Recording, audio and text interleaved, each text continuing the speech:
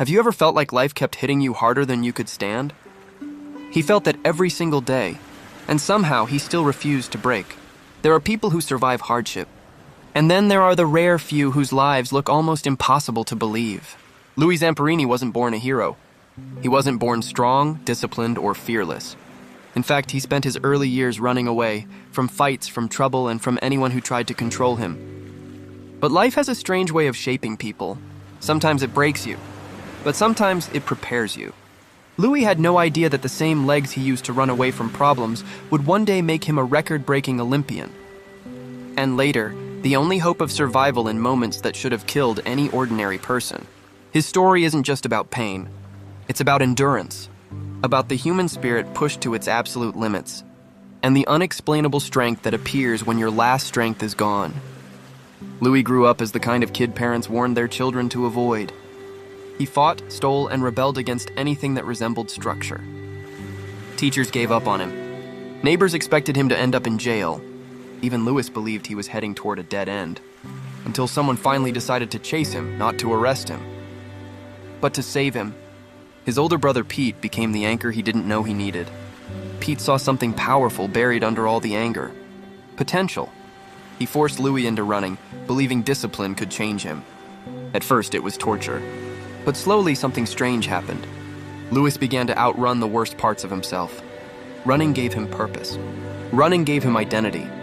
And soon, the boy who was once treated as a lost cause was suddenly breaking school records and catching the attention of Olympic coaches. He was no longer escaping problems. He was chasing a future.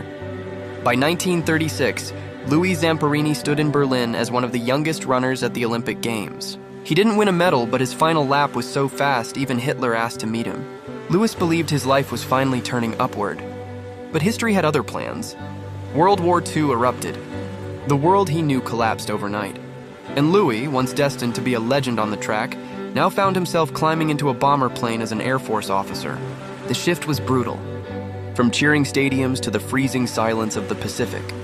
From applause to explosions. Yet Louis adapted. Because that's what survivors do. He learned to navigate fear. He learned the weight of responsibility, the kind that determines whether the men beside you live or die.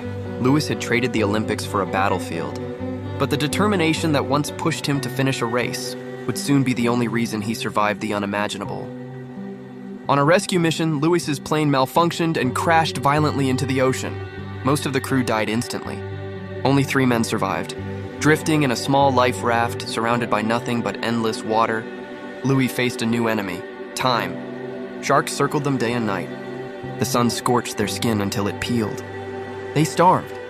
They hallucinated. They prayed. And every morning they woke up, surprised to still be alive. Louis became the center of their survival.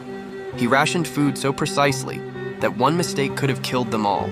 He fought off sharks with his bare hands. He kept the men talking, thinking, and believing.